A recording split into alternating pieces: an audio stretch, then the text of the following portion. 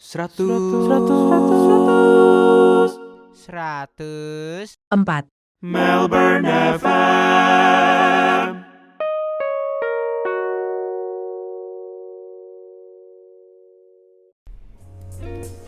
Hi, and welcome back. This is the second part. If you haven't listened to the first part, it's always available in the previous episode. Please enjoy. Ini kita masuk ke topik sensitif. Jeng. I think, itu ada ini Dustin Davar. Itu masih berisi kepada main. I think inilah ya, kita buat yang dengerin juga, mungkin boleh tidak setuju, tapi kalau aku personally sih, I think I agree lah, Tuhan tuh tidak menciptakan manusia untuk neraka. Bener kan? Atau in other way dibalik, kalau perlu. Tuhan nggak bikin neraka buat manusia. Mungkin itu lebih asik. Kan neraka is like a dungeon. Dungeon for those who will rebel forever. Orang-orang yang akan selamanya opposed God and His goodness. Itu hell is like a dungeon. Dan seperti halnya di negara manapun ada penjaranya, penjara itu sebenarnya kalau bisa kosong. Kalau bisa nggak ada yang perlu tinggal di situ. Cuma kalau ada orang-orang yang benar-benar berbahaya buat sesamanya, buat lingkungannya, buat sekelilingnya, dia emang harus di situ. Jadi buat gue, neraka itu diciptain buat iblis dan pengikutnya, Matius 25 ayat 41. Jadi itu dulu yang mesti beres. Karena kalau nggak kita akan, terus buat apa dong Tuhan bikin manusia kalau cuma buat binasa? Nah itu dulu yang mesti, kalau nggak pemikiran itu. Makanya gue revisi sedikit. Gue nggak bilang bahwa mungkin kan Tuhan bikin manusia untuk neraka. Gue lebih suka dibalik. Nggak mungkin kan Tuhan bikin neraka buat manusia, karena emang bukan buat manusia, buat iblis dan para malaikatnya. Bahasanya lucu, pakai kata minions. Minions yang kuning-kuning itu. Minions itu artinya kayak murid sebenarnya, pengikut yang radikal gitu. Jadi buat iblis dan para die hard fans, buat iblis dan para pengikut. Jadi neraka nggak dibikin buat manusia, sorga yang dibikin buat manusia. Kalau lu lihat Yohanes 14. Tuhan Yesus bilang, gue kesana siapin tempat buat lo. Kalau tempatnya udah siap, gue akan balik lagi untuk jemput lo dan bawa lo ke situ. Yeah. Itu sih yang gue percaya. Gue akan lebih suka menyebut lebih ke tempatnya dibanding manusianya. Karena kalau nggak kita akan ributin pemilihan. Yang adalah gue tahu akan kita ributin hari ini. Nah, makanya ya kan? banyak yang bingung tuh. Lah terus gimana the doctrine of election dengan katanya Tuhan kayak yang udah tahu segalanya gitu. Ini sebelum Bang Kristo jawab ya, ini mungkin ada yang nggak tahu the doctrine of election ya, berarti doktrin yang dimana manusia itu udah dielect tuh kayak udah dipilih. Tentukan dari semula, lu bakal kemana, lu bakal. Terus kan nanti pasti ada tuh yang nanya, lah terus yang nggak dipilih gimana atau apa? Atau mungkin ada yang bingung untuk memahami statement itu. Ya. Akankah Bang Kristo bilang, ya kalau nggak bikin bingung namanya bukan gospel. Kalau gospel sih nggak bikin bingung. Yang bikin bingung itu Tuhan. Karena Tuhan itu kan ada di realm yang nggak mungkin sejajar sama kita. Bukan dikit. Masalah pengetahuan Tuhan, bahkan kedaulatannya Tuhan nggak bisa kita fully grasp. Tapi yang kita mesti fully grasp adalah the reality bahwa kalau dia nggak selamatin kita binasa semua. Itu aja kenyataannya. None of us can save ourselves. Itu kenyataannya. Makanya kita butuh juru selamat. Ya, dan yang menarik adalah nggak ada satu ayat pun yang bilang Yesus mati cuma buat orang Kristen. Artinya dia bukan cuma mati buat yang elect. Makanya di Calvinis pun ada pandangan tentang tulip tuh. Yeah. Ada 5 poin itu. Gue nggak suka L-nya karena buat gue nggak sesuai. Yeah. Makanya gue ada istilah. Di teman-teman Calvinis juga ada ternyata ada istilah itu 4 point Calvinis. Gue itu buat gue keselamatan nggak limited. Iya. Yeah. Keselamatan gini, Yesus matinya unlimited tentunya buat semua orang, tapi keselamatan cuma tersedia kasarnya. Dia mati buat semua nih. Jadi ada gue pakai pandangan mungkin yang terdengar cukup aneh, mungkin berapa orang doang yang pernah dengar. Tapi ini pandangan yang gue pegang, namanya unlimited atonement. Jadi penebusan yang unlimited tapi limited. Jadi nggak terbatas, tapi terbatas. Maksudnya gini, dia mati buat semua, dia tebus semua dulu. Karena kan semuanya ciptaannya tuh. Semua udah jatuh dalam dosa. Jadi dia tebus dulu semua, baru habis itu dia pilih dari dalam. Habis dia tebus. Gitu. Tapi berarti juga... Jadi dia beli dulu. Karena itu kan, tadinya kan udah pada jual diri semua. Udah bukan punya dia beli dulu. Dari situ baru dia pilih. Nah, jadi buat gua akan bisa mensyukuri hal itu. Jadi emang, makanya Kristus kan bilang datang justru buat orang-orang yang sakit, yang terhilang, yang butuh juru selamat gitu, yang berasa udah baik malah nggak ngerti sepenuhnya buat apa gitu loh. Jadi gue mensyukuri lebih ke gini, ke pemilihannya, karena gue tahu kenyataannya adalah kalau dia nggak pilih gue pasti nggak bakalan ada di sini sekarang. Ya tapi dari sana untuk dia menentukan mana yang mana, buat gue dulu gue meributkannya karena gue selalu berpikir terus gimana dong yang nggak pernah denger Injil misalnya kan gitu. Bukan. Ada dong yang pasti yang mati sebelum Tuhan Yesus apa. Gue dulu ributin itu sampai gue mengerti bahwa bukan urusan gue juga. Dan gue juga nggak bakal fully grasp. Gue gini, dia nggak mungkin. Dia tuh hakim yang adil. Dia nggak mungkin salah. Kayak misalnya gini, gue fully grasp, ya bukan fully grasp ya. Gue jadi disadarkan itu untuk mulai berpikir nggak curiga sama Tuhan gara-gara kisah yang lucu sih. Bukan kisah yang lucu, cuma kisah yang cukup unik. Kenapa gue dibuka ini di situ. Di Abraham tuh. Pas yang Tuhan bilang kan sama...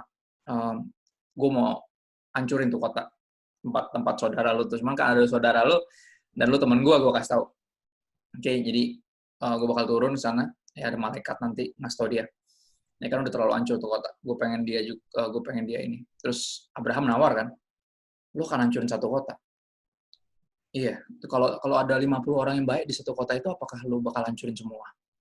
Lu nggak adil dong, nggak mungkin kan Tuhan semesta alam sang maha adil bertindak tidak adil. Bertindak semena-mena kayak gitu. Terus Tuhan bilang, oh ya udah, kalau ada 50 nggak jadi gue hancurin. Abraham kaget kan, oh berarti nggak ada 50 nih, ya kan? 40 deh, ya kan? Lihat kata Tuhan, oke, kalau ada 40 silakan cari, kalau ada 40 nggak jadi. Kaget lagi dia karena, oh berarti nggak nyampe 40 nih. Terus tawar terus sampai, lu mau tahu nggak nyampe 10. Artinya apa sama? Dalam kehidupan ini kita akan selalu berpikir, entah kenapa kita berpikir ada orang yang baik. Dan kalau orang baik itu masuk neraka, kita marah sama Tuhan. Yes. Man, Tuhan, ayo dong, come on, get your head, wrap your head around this reality that God is just. Tuhan itu adil, maha adil bahkan. Ngerti nggak? Jadi please jangan mempermainkan itu di kepalamu, karena kalau itu yang terjadi, ngeheng nanti pala lo. Gue tuh pernah gitu, gue pernah sampai level antara gue hyper Calvinis atau sebaliknya gue mempertanyakan semua kedaulatan Tuhan. Kalau emang begini, kalau emang Tuhan baik, kenapa ada kejahatan? Kalau emang Tuhan gini, kenapa ada neraka? Jadi akhirnya semakin gue paksa nih kepala, semakin ngeheng gue. Dan gue lupa menyadarkan diri gue bahwa gue dibikin bukan cuma ini doang, tapi gue juga punya hati. Makanya kata predestinasi muncul beberapa kali di Alkitab. Salah satunya di ayat yang powerful, dia bilang, in love, he predestined us. Dalam kasih dia memilih kita. Motivasi dia pilih itu kasih. Kenapa? Kalau dia nggak pilih, nggak ada yang selamat. Dan itu lebih ke pemilihan. Artinya gini, gue nggak pernah pakai pemilihan ini untuk penginjilan. Pemilihan ini gue syukuri sebagai keselamatan gue. Buat ucapan syukur gue, karena orang yang hatinya nggak dipenuhi ucapan syukur, dia akan melayani dengan rasa bersalah. Yes. Ngerti nggak maksudnya? Jadi gue akan selalu pakai ini buat pertama buat gue dulu, gue mensyukuri keselamatan gue. Berikutnya, ketika gue menginjil, gue pakai semangat yang satunya lagi. Ya soalnya ini semua tergantung sama gue. Lu mesti ngerespon sama Tuhan. Kalau nggak lu binasa dan segala macam. Bener-bener gue tekanin di dianya, ya seolah itu semua benar-benar bergantung sama orang, respon orang itu. Which is true, karena ya kalau kita nggak ngerespon, ya nggak ada gunanya juga. Kristus mati di kayu salib, banyak orang yang cuek-cuek aja gitu kan. Tapi kalau Roh Kudus berkarya dalam diri kita untuk membuat kita merespon, puji Tuhan. Tapi akhirnya apa? Ketika gue udah menginjil, gue mempercayakan bahwa kalau emang dia dipilih Tuhan, pasti dia ngerespon baik. Ya. Jadi gue pakai lagi di situ. Tapi bukan kayak gini, bukan kayak udahlah nggak usah nginjil. Kalau emang dia elect, ntar juga ada yang nginjilin dia. Ntar juga dia percaya Yesus kok, bukan urusan gue. Itu namanya lo hyper Calvinis dan lu jadi nggak mau ngerjain apa-apa kan, lu bilang udahlah, ngapain capek-capek, ntar ujung-ujungnya nggak tahu dia bukan orang pilihan, kita buang-buang apa? Enggak, pelayanan kita tuh nggak ada yang sia-sia, kita nggak pernah buang-buang apa buat jiwa. Jadi gue suka kata-katanya Charles Spurgeon kalau saya bilang. Dia bilang gini, karena di jidat orang nggak ada tanda elect atau non-elect. Iya. Makanya kita nginjilnya ke semua orang. Iya. Urusan pemilihan nanti udah urusan Tuhan. Urusan kita adalah bagian kita yang kita lakukan. Jadi buat gue itu lebih di sana. Jadi dulu gue juga sempat terjebak di situ. Gue sempat curiga. Ya, apakah nanti ada yang karena nggak percaya Yesus doang terus Tuhan bakar di neraka, kayak Tuhan jahat banget gitu. Cuman kalau gue pikir sebaliknya, misalnya contoh gini, gue pakai ilustrasi ya. Ada orang yang ributin masalah pemilihan dan bikin dia malah jadi ilfil sama Tuhan. Kalau gue justru sebaliknya. Terus gue coba pakai ilustrasi yang sederhana. Dulu Jokowi waktu itu awal baru jadi presiden. Terus gue bilang gini, anggap lu lagi makan mie goreng warung pinggir jalan sama lu. Indomie goreng. Terus tiba-tiba RI1 berhenti gitu di sebelah. Kan satu meja tuh sama teman-teman lu. Terus RI1, terus kacanya turun, terus tangan keluar, terus nunjuk lu. Gitu. Nunjuk lu, terus ada ajudannya turun. Pak Presiden ngundang kamu, ya Mas, untuk makan malam di istana. Sekarang banget nih, nggak sempat ngapa-ngapain. Iya, sekarang. Gini, lu mau ikut atau enggak? Mau dong. Ya, gak? Tapi gini, orang-orang yang nggak suka doktrin pemilihan, dia akan bilang kayak gini, teman-teman gue gimana? Teman-teman gue gimana? Tuh, kata ajudan, enggak, bapak aja yang diundang makan deh. Enggak, saya nggak mau makan. Nggak mau datang kalau teman-teman saya nggak diajak juga. Gitu. Lo akan memilih kayak gitu atau gimana? Lu akan saking kagumnya kayak, hah? Gila. Kata teman-teman lo, ya udah sana jalan. Itu di Yohanes nggak sih Bang, yang domba-dombaku mengenal suaraku? Ya, bener nggak sih? Ya, pada akhirnya kan pemilihan bukan urusan kita kan. Bener nggak? Artinya gini, domba-dombaku mengenal suaraku. Mereka akan dari kandang lain pun juga akan ada istilahnya orang-orang domba-domba yang akan mengikuti aku karena mengenal suaraku. Ya kan kita tahunya pemilihan itu kan kayak gitu. Ketika kita memperdengarkan the gospel, ya mereka akan merespon. Dan kita tahu, itu domba-dombanya berarti. Kalau dia nggak ngerespon, ya berarti bukan. Tapi kita akan terus nginjilin dengan harapan, mungkin ini dombanya juga nih, cuman agak budak gitu. Mungkin kupingnya mesti agak dibersihin dikit sampai dia bisa. Ya dong, kita kan berharap kayak gitu dong. Sampai detik terakhir pun akan ada orang-orang yang sebenarnya dalam hati kecil kita tahu kayaknya dia nggak elected nih, but I love him. Gue akan tetap nginjilin dia. Ya orang bilang, udahlah bro, mungkin dia nggak elect. Man, that election thing, itu urusan Tuhan. But the evangelizing thing, it's my thing. So, celakalah aku kalau aku nggak beritain Injil. Buat gue lebih ngerti kayak gitu sih. Jadi kalau orang meributkan doktrin pemilihan tuh sebodoh tadi. Jokowi ajak lu makan malam, lu bilang gue nggak mau makan malam kalau lu ngajak teman-teman gue. Nggak mungkin. Nggak mungkin punya mental begitu. Kalau lu tahu bahwa nggak ada orang yang tiba-tiba presiden turun terus lagi makan Indomie suruh ke istana, nggak ada. Ngerti nggak maksudnya? Buat gue sesederhana gini loh. Buat gue sorga itu rumahnya Tuhan. Dan dia berhak menentukan siapa yang akan ke sana. Karena itu rumahnya. Nggak usah rumahnya Tuhan deh. Rumah kita aja, kita yang nentuin kan. Nggak semua orang bisa ke rumah kita. Ya kan? Ada orang yang cuma di depan. Bro, gue mau mampir ke rumah, depan aja men. Tapi ya, apalagi sekarang lagi COVID kan. Nggak mungkin. Ini kadang, lu ngirim apa? Ada gue kiriman ke rumah. Lu habis dari luar, gantungin aja bro. Ngerti nggak? Mesti kayak, ngerti kan? Kita punya hak menentukan dong siapa yang masuk ke rumah kita, siapa yang enggak. So, jadi buat gue, daripada gue membuang-buang waktu terus meragukan Tuhan yang adalah doktrin yang mestinya indah ini tentang pemilihan, satu kasih karunia yang too good to be true yet it's true, yang dirancang buat mempesona jiwa kita malah bikin kita malah makin meragukan Tuhan, makin curiga, makin males, jadi ilfil sama Tuhan. Yang salah siapa coba? Apa yang kurang indah dari pengorbanan Kristus di kayu salib? Ngerti nggak maksudnya? Dan kalau lu nggak ngerespon, terus lu bilang kayak, gue soal udah ngerti firman. Enggak, lu nggak ngerti. You don't know jack about it. Makanya Paulus bilang kan, bener-bener, gue tuh nggak layak disebut rasul, kata Paulus. Gue kayak orang yang lahir prematur. Gue tuh pembunuh jemaat, tapi dia, gini, gue tuh bisa mati harusnya ketika dia nyamperin gue pas gue jatuh dari kuda tuh. Tapi dia cuma izinin gue tuh buta. Hanya untuk membawa gue melihat siapa dia. Gue bisa mati sebenarnya. Tapi dia pilih untuk mau pakai gue. Berarti gak? Keterpesonaan itu bro yang bikin lu tetap Kristen dan makin Kristen. Kalau enggak, banyak orang yang katanya kayak gue nggak bisa bro kepikiran, gue nggak bisa nyembah Tuhan yang bikin neraka buat nyiksa manusia. Gue nggak bisa jatuh cinta sama Tuhan yang itu. Gue bilang kayak, men, gue juga nggak bisa. Tapi masalahnya Yesus bilang neraka bukan buat manusia sebenarnya, buat iblis dan para pengikutnya. Berapa orang yang gue bilang gitu aja kaget, dia bilang, serius tuh? Bukannya manusia ditentuin buat binasa sama buat selamat? Ada yang ditentuin buat neraka berarti? Berarti neraka berarti dibikin buat nyiksa. Tuhan bikin neraka buat nyiksa manusia selamanya. Jahat banget Tuhan kayak gitu. Gue bilang, lu salah sangka. Kalau dia jahat banget, dia nggak bakal mati di kayu salib. Kalau dia jahat banget, dia nggak bakal ceritain bahwa surga itu dibikin justru buat kita. Makanya dia pengen kita ke sana sampai dia mati di kayu salib. Sampai dia naik ke surga aja, Roh Kudus turun buat ngerjain sesuatu di sini biar lu nanti bisa ke sana. Amin. Bisa dijemput ke situ. Jadi buat gue banyak kesalahpahaman yang yang sebenarnya nggak perlu, karena most of us memakai pikiran kita walaupun udah Kristen ya lebih untuk menentang Tuhan dibanding untuk sebaliknya.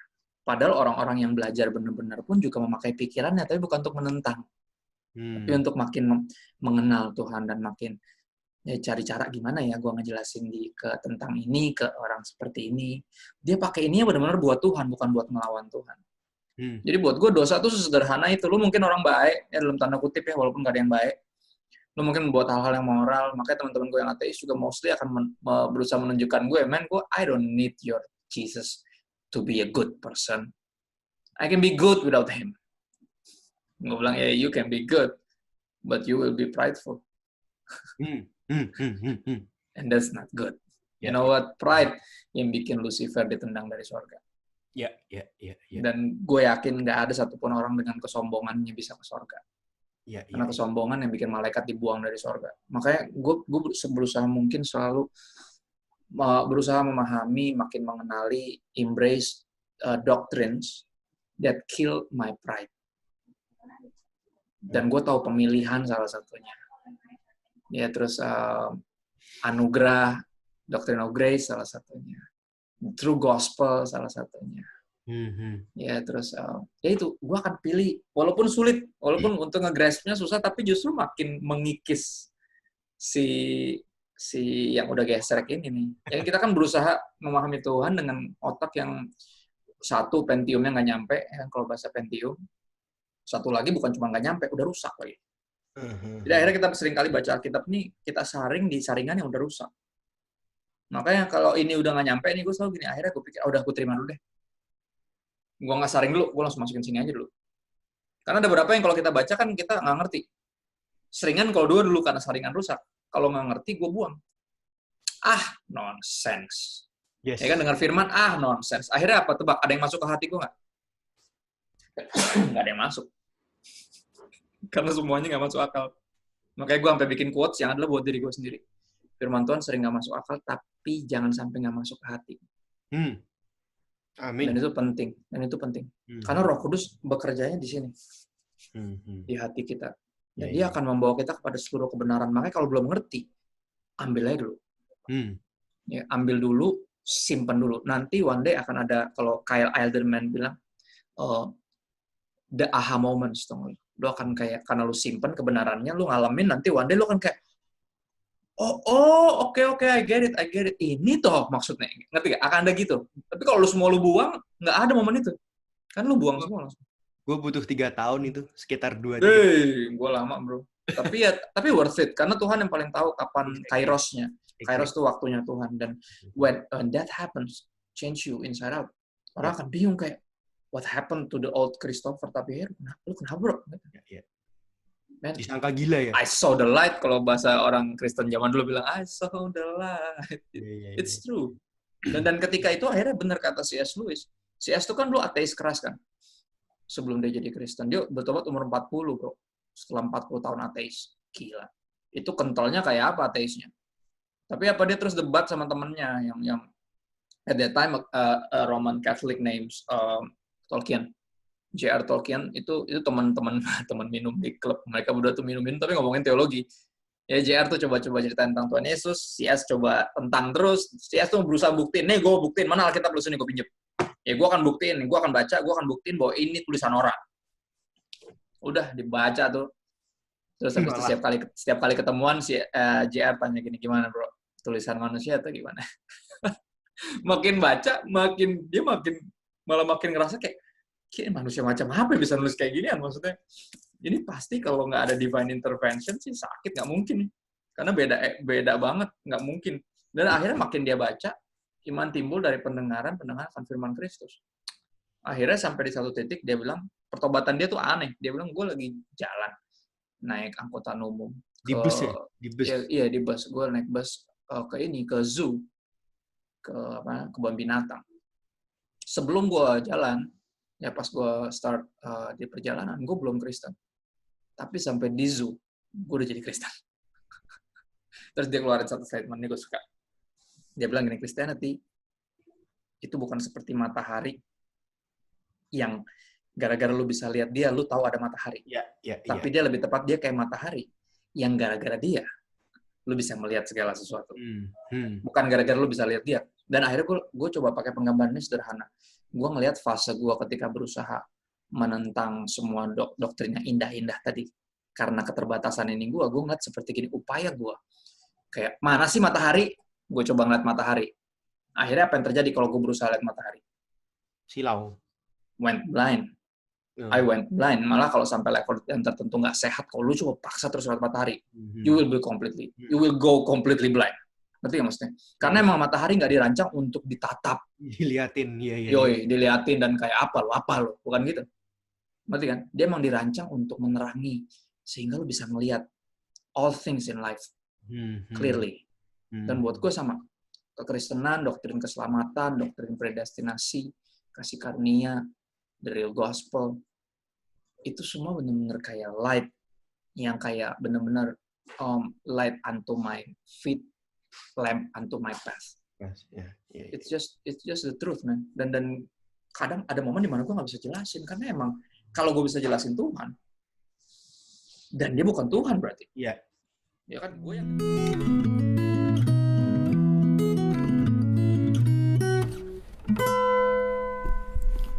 Anda sedang mendengarkan 104 Melbourne FM. Ya kan, gue yang dengan otak gue yang segini menyadari hal itu soalnya.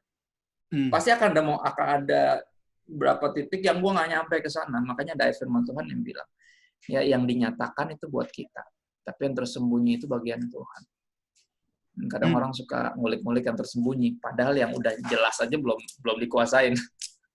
Gimana kita nggak kuasain yang jelas aja dulu? Jangan sosok nyari yang tersembunyi dulu deh. Itu yang udah jelas-jelas aja dulu gitu loh. Gitu, men. Dan itu ini banget sih. Wah, menarik. Thank you, Bang. Menarik. Gua sampai deg-degan. menarik. Seru. Gua lempar Bang Kristo pakai 2 statement sekaligus ya, Bang. Yang pertama, kadang orang itu tadi, misalnya gue pakai yang John tadi, domba mengenal John 10. Domba-dombaku mengenal suaraku. Domba-dombaku mengenal suaraku. Ya. Terus ada orang yang gini, soalnya pendeta kita juga di sini juga kayak pernah ngajarin, daripada lu instead of lu mikir yang aneh-aneh, coba kacamatanya lu ganti jadi, lah, gua nih ngapain ya kok dipilih Tuhan ya? Exactly. Itu kan kayak gitu kan, satu kan. Tapi akan ada orang yang nggak bisa, tapi gimana dengan yang nggak denger kan? Ya itu tadi, balik ke Tuhan nggak adil gitu. Kalau gue selalu juga ngomong kayak gini, lah, ini jokes ya, lah lu udah bisa mikir kayak gitu, jangan-jangan lu disindir Tuhan buat nginjil. Gue selalu ngomong kayak gitu. Exactly. Tapi bang, terus gue lempar lagi, gini maksudnya, terus gue punya satu statement juga gitu. Kan tadi kan Bang Kristo lagi ngomongin memang otak kita tuh jangan lu samain sama otak Tuhan, beda, gak nyampe. Terus gue punya statement kayak gini, jangan-jangan tidak semua statement itu untuk dijawab, dan malahan statement yang terdengar nyeleneh itu, jangan-jangan itu iblis yang kasih buat menjauhkan lu dari Tuhan gitu. Karena ke si orang yang gue bilang, jangan-jangan lu mikir kayak gitu disindir Tuhan buat nginjil. Terus dia diem gitu. Maksud gue gini, berarti kan dia nanya itu cuman buat nantangin doang, kepo doang gitu loh. Exactly. Kalau enggak, lu punya statement akan kena banget buat dia. Kalau dia emang truly cares about the unbeliever atau the unsaved, right? Yang the lost, emang dia truly cared apa yang lu bilang, itu akan nantang dia justru kayak, oh iya ya, gue nggak ngapa-ngapain, tapi gue malah ributin. Kalau yang nggak percaya gimana? Yang nggak percaya mesti lu injilin lah. Ngerti kan? Jadi buat gue harusnya kalau emang dia dengan benar-benar niatan yang mulia itu, dia akan melakukan yang sebaliknya, dia akan nginjil segila mungkin. Dia akan jadi orang yang paling Armenian yang pernah ada di muka bumi. Ngerti kan? Dia akan paling zealous, kalau kayak ada kata zealous tuh, dia akan jadi orang yang paling zealous buat gue. Nah itu seringkali orang lebih ke situ sih. Orang lebih ke dia punya stigma buruk tentang Tuhan, lebih tepatnya. Iya. Seringkali orang tuh kayak gitu. Kenapa? Seringkali. Ya seringkali orang tuh dipenuhi dengan stigma buruk tentang Tuhan. Tapi jadi berarti dibilang dia Kristen, tapi sebenarnya dia enggak. Makanya Craig Groeschel tuh nulis buku bagus, Christian Atheist. Ya karena banyak orang tuh kayak gitu. Dan gini, gue nggak akan jadi ateis cuma gara-gara hal yang gue nggak tahu. Karena gue jadi theist. Gue jadi theist karena Tuhan yang gue kenal. Kalau ada hal yang gue nggak tahu, gue mendingan jadi agnostik. Karena gini, orang bingung, maksudnya gimana bang? Gini, for a few things, not a few things, quite a few things in life, I remain agnostic. Contoh, dinosaurus pernah ada apa enggak? I remain agnostic. Right? Gue nggak tahu. Alien ada nggak? Kira-kira di atas surya lain ada nggak ya? I don't know. Agnostik gue. Oke? Dalam beberapa pemilihan, siapa aja yang masuk surga, mana yang enggak, I don't know. Itu gue tetap remain agnostik. Yang gue tahu adalah apa gue mesti nginjil. Yesus mati buat gue 2000 tahun yang lalu, dia turun jadi manusia, hidup sempurna, ganti hidup gue yang berantakan, mati sebagai tumbal, terus habis itu bangkit lagi, ya biar gue nggak perlu binasa. Dia naik ke sorga, siapin tempat buat gue, Roh Kudus turun tinggal di sini, gue dikudusin Roh Kudus umur hidup, nanti gue dibawa ke sorga, dan dia bakal jemput lagi. Hal yang gue tahu yang bikin gue jadi theist. Hal yang gue nggak tahu nggak akan bikin gue jadi ateis. Ngerti gak maksud gue? Sebenarnya balik ke tema awal kita, si Calvinis Arminian lagi, gue tiba-tiba diingetin kita tuh kadang terlalu ngurusin yang malah sekunder tersier gitu ya Bang. Exactly. Yang primernya aja kita masih goyah, kita ributin yang di bawahnya. Udah makin goyah nih yang di atas. Buat begini loh, sekeren apapun teologinya, kalau nggak bikin lu makin mengasihi Tuhan, karena lu makin mengenal Tuhan, that's just bad theology. That's either from our own stupidity or from the devil himself. Nanti mas gue. Jadi sekeren apapun teologinya, selofty apapun, sedalam apapun, serumit, semenggugah apapun, kalau itu bikin lu makin nggak kenal Tuhan dan makin nggak sayang sama Tuhan, that's just go ballistic, kayak went all the way wrong. Buat gue gitu. Jadi karena teologi itu means bukan cuma pengetahuan tentang Tuhan, tapi pengenalan akan Dia. Pengenalan menghasilkan cinta, kan tak kenal maka tak sayang. Tak sayang, sulit untuk percaya. Nggak percaya, nggak akan mau devoted, nggak akan mau worship. Buat gue ada satu step yang nggak bisa dihianatin. Jadi please mendingan, ya kalau lu tertarik sama teologi atau yang kayak gini-gini, please deh lu lihat ini bahwa lu makin kenal Dia dan makin sayang, atau malah makin bikin lu meragukan atau bikin lu makin jelimet. Karena walaupun emang iya Tuhan nggak sesederhana yang kita pikirkan, tapi He make Himself known through Jesus Christ, dan Jesus Christ itu nggak jelimet. Dia itu pure apa adanya. Makanya dia sering banget bilangin, I tell you the truth. Jadi dia bilang, karena this is the truth. Lu nggak usah pusing. Ya kayak bisa gini, ketika, dan gue bagus kata tadi statement lo bilang, nggak semua pertanyaan mesti dijawab. Ya, nggak ada pertanyaan-pertanyaan yang nggak akan ada jawabannya di sini gitu. Lo nggak akan memuaskan. Tapi yang udah dijawab itu udah cukup sebenarnya. Makanya kayak misalnya kayak gini, ketika Pilatus nanya sama Yesus, oke, what is the truth then? Dia bilang gitu. Apa itu kebenaran? Dijawab gak sama Yesus? Enggak. Dia langsung go to the cross. To told Pilate what truth means. This is the truth. Ngerti gak maksudnya? Ya kan dia nanya kan terakhir terus nggak dijawab kan? Di kitab Yohanes kan ditanya. What is the truth? Dia nggak jawab. Dia langsung pergi ke kayu salib dan kasih tahu, this is the truth. For God so loved the world, He gave His only begotten Son, and for whosoever believes in Him shall not perish and have eternal life. That's just the truth. Gitu. Jadi buat gue sampai ke kesimpulan yang mungkin gue sendiri nggak akan bisa fully ngejelasin, tapi this is my faith. This is what I believe. Ini hell is free will, but heaven is God's will. Neraka itu kehendak bebas. Nggak ada orang yang ditentukan masuk neraka dalam tanda kutip. Neraka itu lu pilih sendiri. Ya kayak misalnya, tapi ada tulisannya orang yang ditentukan masuk neraka. Gue bilang ya di dalam keterbatasan kita akan berusaha memahaminya. Ya kan kayak bisa gini, Yudas masuk neraka istilahnya gara-gara salah siapa? Apakah Yesus yang bikin dia jual Yesus? Nggak usah jauh Yudas deh, dari taman dulu deh. Adam dan Hawa yang suruh makan buahnya siapa? Tuhan. Yang suruh makan buahnya siapa? Setan. Enggak, mereka sendiri yang makan. Ya kan? Tuhan bilang jangan, setan bilang nggak apa-apa. Yang makan siapa? Yang mereka lah. Ngerti ya Mas gue? Jadi kalau emang udah jelas dari awal itu tanggung jawab kita, so pemilihan ini justru malah membuat kita makin kagum karena kita dimampukan untuk memilih yang secara nature yang berdosa ini nggak akan pernah pilih. Ngerti gak? Benar atau benar? Ini gue percaya kalau dia nggak pilih gue nggak mungkin milih dia. Ngerti gak? Nangkep gak? Kalau dia nggak pilih gue nggak mungkin milih Tuhan. Gue akan milih yang lain-lain di dunia ini. Gitu loh. Yes. Mau terlahir anak pendeta kayak orang agama ada banyak ya Bang ya. Makanya. Dan kita akan nyari agama yang paling aman aja di situ, yang paling mayoritas, lu paling disambut, nggak diribetin, ya lu ikutin aja itu. Toh kalau emang semua agama Tuhannya sama, ngapain gua ribet jadi Kristen, mesti nginjil, mesti memuridkan, mesti bisa percaya Trinitas. Ya kan, lu mesti dipusingin sama doktrin predestinasi, election, dan lu pilih agama yang lain aja yang lebih gampang.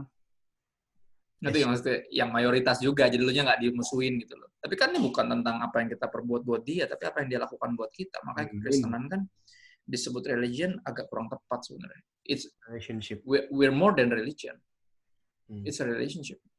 Walaupun bukan nggak disebut agama juga, disebutnya agama memang karena ada peraturannya. Yang Yesus bilang kalau lu mau ikut gue mesti pikul salib sangkal diri, ada terms and conditions-nya. Itu kan berarti agama dong. Ngerti kan? Cuman more than just religion, it's relationship. So any theology, any doctrines yang membuat lu malah makin ragu sama Tuhan, makin curiga sama dia dan kebaikannya, itu bukan dari Tuhan. Iya. Gitu loh. Jadi at least minimal lu salah menyalahgunakan lu punya ini. Gitu loh. Jadi untuk beberapa hal yang gue, I remain agnostic in few things, tapi I'm a fully Christian because of Christ. Sekali lagi gue nggak tahu, kemungkinan besar suku Aztec ya lebih ngerti tentang outer space than we do. Ya kan, I still don't know how pyramids were built. Tapi ini yang gue tahu 2000 tahun yang lalu Tuhan jadi manusia, hidup sempurna, gantiin hidup gue yang berantakan, mati sebagai tumbal, biar gue nggak perlu binasa. Dia menggantikan gue, dan dia bangkit. Habis itu dia naik ke sorga, nyiapin tempat buat gue, nanti dia mau datang jemput. That's the only thing that I know. Outside, di luar dari itu, gue bilangnya, kalau pakai bahasa zaman now tuh, cukstau. Cukup tahu aja, nggak usah kulik-kulik banget gitu loh, karena nggak terlalu matters. Kayak misalnya orang nanya kayak gini, ada orang yang kayak ngajak gue ribut cuman gara-gara dia pengen tahu istrinya Kain tuh siapa. Jadi kan waktu itu kan baru dibikin kan manusia kan cuman berapa tuh, dia bilang istrinya Kain tuh siapa sih.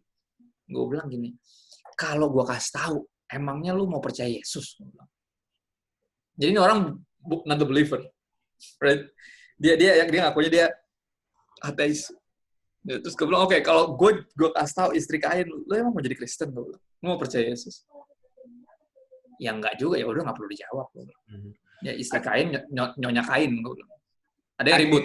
Adam punya udel nggak? Iya, itu gue baru mau ngomong itu. Gue kayak gue merasa bodoh karena otak gue nggak nyampe mikir ke pemikiran itu gitu.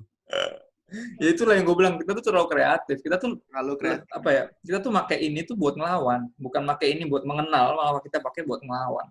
Gini, emang kalau lu tahu ada udelnya apa enggak, lu mau percaya Yesus? Ngerti nggak mas gue? Jadi buat gue ada in life, there's some questions that nggak perlu dijawab. Pertanyaan yang nggak penting. Apa yang kalau jawabannya lu tahu, lu nggak makin sayang sama Tuhan.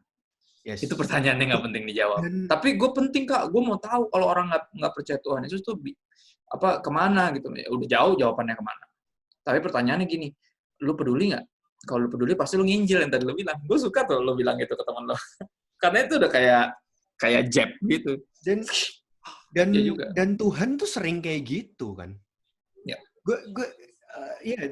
Matthew sampai John, Tuhan tuh sering kayak ini ngejokes lagi ya. Kayak Tuhan tuh sering apa lu nggak gua kasih tahu karena kayak jadi malah Tuhan tuh kayak mainin gitu loh. Karena lu kalau gua kasih tahu juga lu cuman buat ngejekin gua doang gitu. Betul, exactly. Gue suka banget kata-kata ini. Mungkin gue tetap gue close maksudnya jadi poin ini dengan ini. Kayak misalnya Tuhan ini Tuhan Yesus kan lagi nyamperin Simon terus kan yang dia tanya 3 kali tuh di You Love Me. Terus habis itu kan dikasih tahu tuh cara Simon Petrus bakal mati dan muliakan Tuhan. Terus Simon ngeliat Yohanes kan, murid kesayangan Yesus. Terus Simon nanya, terus kalau dia matinya gimana? Terus Tuhan Yesus jawab, none of your business. bukan urusan lu ikut gua. Ngerti gak? Kadang kita tuh lebih mikirin orang lain dibandingin ngerespon sama Tuhan yang lagi ngomong sama kita. Ngerti gak? Kita lebih cenderung gitu. Kita kayaknya lebih mikirin orang lain, padahal kenyataan bahwa kita nggak menginjil menyatakan kita nggak mikirin orang lain sebesar yang kita pikir. Nggak, kita tuh lebih kayak mau ngelawan Tuhan aja. Itu aja sih sebenarnya bro. Dan itu soal I speak from pengalaman soalnya. Kita semua pasti pernah di situ. Ya pernah baca Alkitab dengan motivasi yang sama sekali ngaco. Nggak ada kerinduan untuk mengenal Tuhan. Padahal kalau ada kerinduan untuk mengenal Tuhan, barang siapa mencari pasti mendapat. Ya nggak? Barang siapa meminta kepadanya akan diberikan. Ya nggak? Kalau bener-bener loh kita mau mengenal Tuhan nih, kasarnya kalau lu punya kerinduan Tuhan, tapi aku bener-bener pengen tahu Tuhan. Misalnya contoh, gue punya banyak banget teman-teman yang di jamaah Tuhan justru karena sebenarnya mereka punya pertanyaan yang sama nih, tentang kalau nggak percaya Yesus kemana. Tapi pertanyaan mereka legit. Kenapa? Karena orang tuanya meninggal belum percaya Yesus. But for them, the Holy Spirit works uniquely and differently beautiful than in each one of us. Dan gue kagum ketika mereka akhirnya didapati dari meragukan, bingung, pahitan sama Tuhan, sampai akhirnya kayak mereka dipulihkan dan mereka melihat bahwa akhirnya mereka nginjil semua keluarganya yang belum percaya Yesus. Dan buat gue, that's the heart of God right there, man. Dan buat gue itu dia, mestinya kenyataan itu jangan bikin kita kayak, gue nggak terima kalau orang tua gue nggak masuk surga, gue nggak mau jadi Kristen. Lah jadi berkurang satu lagi yang masuk surga. Ngerti gak maksudnya? Gimana sih? Nah itu yang gue bilang dan gue kagum sih sama mereka karena mereka harus bisa terima kenyataan itu. Emang akhirnya mereka berserah kepada ya udah kak, walaupun gue tahu mereka belum terima Yesus, tapi gue berharap dari semua penginjilan yang pernah gue lakukan ke mereka adalah satu momen di mana mereka mungkin terima Yesus dalam hati mereka atau whatnot. Gue percaya apa yang gue tabur nggak pernah kembali sia-sia. Mereka punya pandangan itu. Amin. Dan buat gue, that's the heart of God right there. Amin. Yoi, kayak gitu aja udah. Makanya bagian kita tuh menginjil. Bukan mempertanyakan ngapain kita perlu penginjilan kalau semuanya ngerti nggak maksud gue? Kemana nih arahnya? Gitu. Jadi itu yang apa ya, kita mesti jujur lah dalam hati kita. Tapi pertanyaan-pertanyaan itu harus benar-benar kita kita pepet jawabannya, tapi jangan sampai lari dari Tuhan, karena di luar Tuhan gak ada jawabannya. Jawabannya justru lu masuk lebih dekat. Kata Tuhan di sini, mau tahu? Sini. Gitu. Ayub kan bertanya sama Tuhan, kenapa? Kalau emang gue cuma lahir buat menderita, kenapa gue mesti lahir? Oke, gini Ayub, sini. Kenapa Tuhan? Sini, gue nanya, sekarang lo jawab. Tuhan bawa dia makin dekat loh. Iya gak? Bawa dia makin dekat dari awal gini. Pas gue bikin alam semesta, lo di mana? Pertanyaan itu udah langsung skakmat. Ayub nggak berani jawab lagi. Dan Tuhan nggak selesai.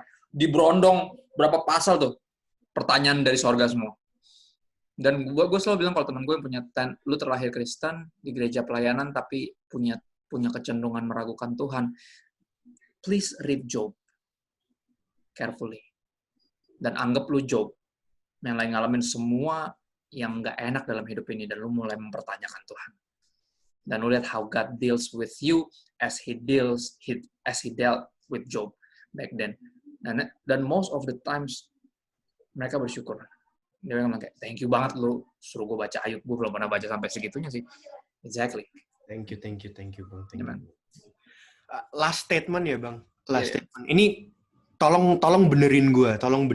Yeah. Gue punya pemikiran seperti ini. Tadi, sorry kalau gue balik mundur agak ke belakang tadi masalah predestination lah, free. Kayak gue merasa bahwa God works tuh 100% nggak mungkin salah. Tapi lu tuh ya tetap harus meresponi karena kalau dan lu tuh ada di dalam bagian itu. Karena kalau enggak, ini besok gue nggak kerja, gue berdoa aja supaya besok tiba-tiba makanan tuh datang dari langit. Dari langit. Burung gagak yang bawa. Bisa nggak Bang gue bilang? Oh ya, exactly. Gini. Meresponi dan berbuat itu tetap harus penting. You know what's funny? The word responsibility, right? Tanggung jawab in English derives from two words, right? Response sama ability. Kemampuan untuk merespon. Ngerti nggak maksud gue? Jadi tanggung jawab lo itu respon lo terhadap apa? Kebaikan Tuhan, kasih karunia-Nya, cintanya. Ngerti nggak maksudnya? Kepercayaan besar yang dia percayakan kepada lo. Jadi tanggung jawab lo ini adalah respon lo. Gitu loh. Jadi makanya tanggung jawab lucu kan disebutnya responsibility, kemampuan untuk merespon. Nah, kalau orang masih mati rohani, kira-kira bisa ngerespon nggak? Enggak. Makanya mesti dihidupkan dulu dong. That's why I'm a Calvinist, right? Karena mesti dia dulu yang bangkitin gue, dia hidupin gue, baru gue bisa respon. Tadinya gue dilempar mutiara juga gue injek-injek, bro. Kayak lempar mutiara ke babi. Nggak ngerti dia. Tuhan mau mati buat gue, kayak, ya udah bodo amat. Gue mau dipercayain pelayanan, kayak malah tampil, malah ngajak, malah pakai semua karunia buat hal-hal yang buruk. Karena nggak ngerti, gitu loh. Tapi ya tadi, karena he make you alive again, okay, he resurrect us, dia membangkitkan kita lagi, dia bikin kita hidup lagi, kita dilahirkan kembali, kita jadi bisa respons. Nah, respons kita ini namanya tadi lu bilang, namanya responsibility tadi, lu kerja, ya kan, lu pelayanan, lu nginjil, ya kan? That's our response. That shows that we are truly alive. Kita udah hidup lagi justru. Soalnya banyak yang masih mikir, oh ya Tuhan kan 100%, kalau gitu ya udah dong, gue robot dong, gue digerakin dong. Tidak begitu ngaco. Mikirnya. Enggak, itu ngaco. Sanusi. Kalau emang kita robot dari awal, kita nggak akan bikin dosa, kan dia udah atur. Cuman karena kita bukan robot. Exactly. Jadi from the get go justru adalah karena kemahatauannya dia tahu kita bakal salah pilih. Tapi kalau kita nggak dikasih pilihan, kita robot berarti. Tapi dia he don't create robots. Dan he don't create sinners, he don't create demons.